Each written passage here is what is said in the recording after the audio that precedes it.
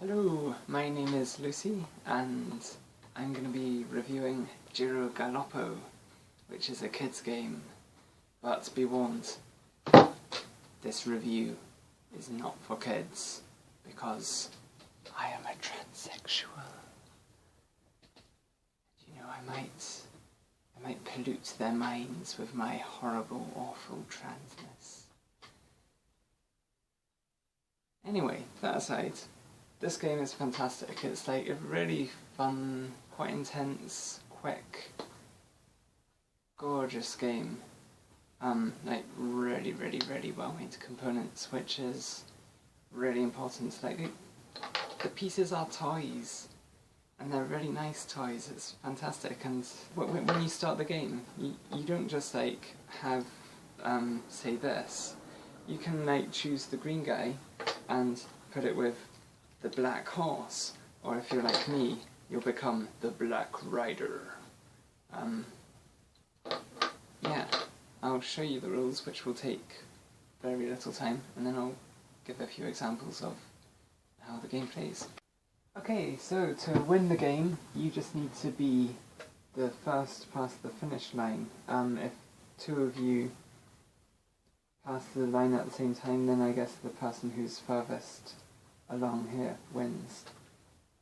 So this is the race course, and you each have a set of 6 cards, and they just have 1, 2, 3, 4, 5 and 6 on them. And in a go, you just, like in a round, you play 1 card, so I might play a 3, and that will move me as a Black Rider. Here we go. 1, 2, 3. And then I put that aside, and I'm now left with 5 cards. So like next go I might play a 1, and then I'll just have 4 cards left. And then once, after 6 goes, I get all my 6 cards back and I get to play them again. So, yeah. The way the game basically works is, let's just do a 2-player because it'll be simpler this way. You have these obstacles out, so let's put some obstacles in some nasty places. I don't know, that's probably fine. Let's just say black plays a 2, and red plays a 1, 2, 3, 4, plays a 4. Because black has played the lower number, black is the person who goes first, because everyone flips their cards at the same time. So you find out who goes first at that point. If 2 people played a 2, then it would just be the furthest behind one goes first. So black plays a 2 and goes 1, 2. And because no one horse can be on the one space at one time, only one horse can occupy space at any one time, red person has to move back. And then red person tries to move 4, which would have ended him up there, but because he's been moved back, it will now end him up here. And he can't be there because it would land on an obstacle. So the horse just refuses to move. So, that's a pity, because that's like a whole 4.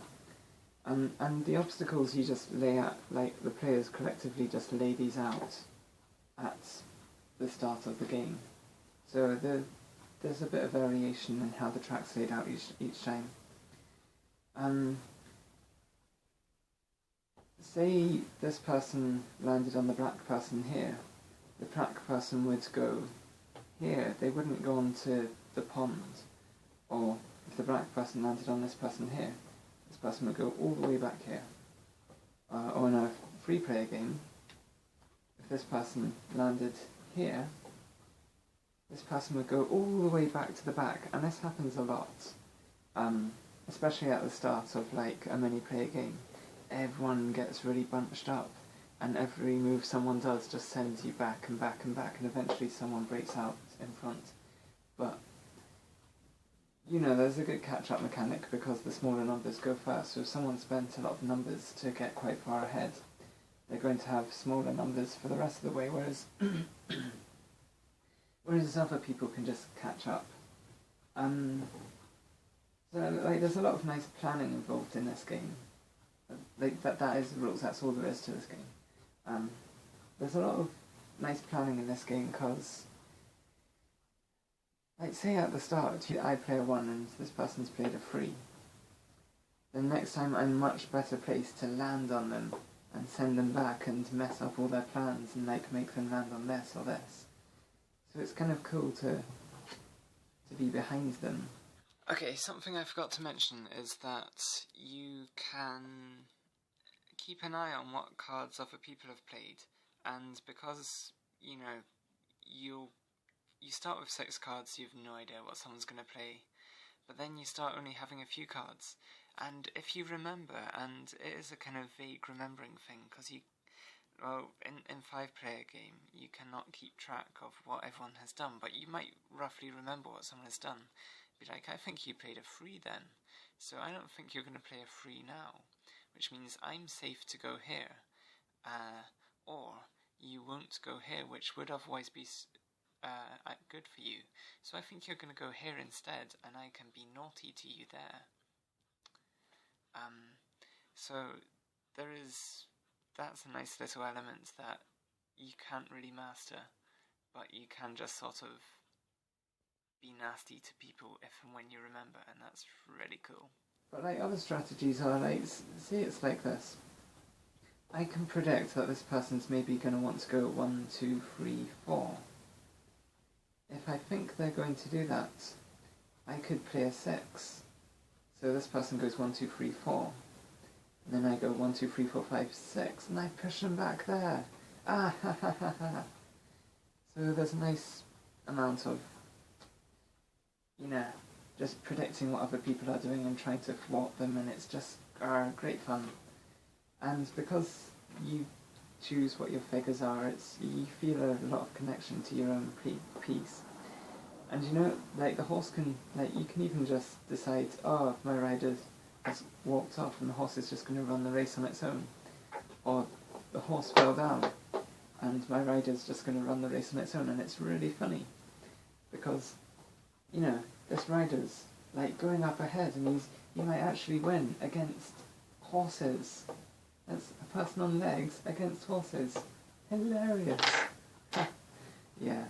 So you got to do a lot of planning, and you sort of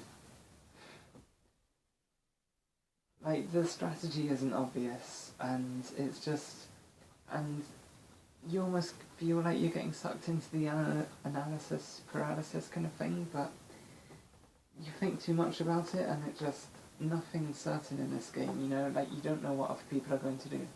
You can plan for yourself to get set back, so that, you know, you might want to go 1, 2, 3, 4, but if this person's going to land on you here, and send you back to here, is 4 going to land you on an obstacle, 1, 2, 3, 4? It wouldn't, but that's the kind of thing you have to think about.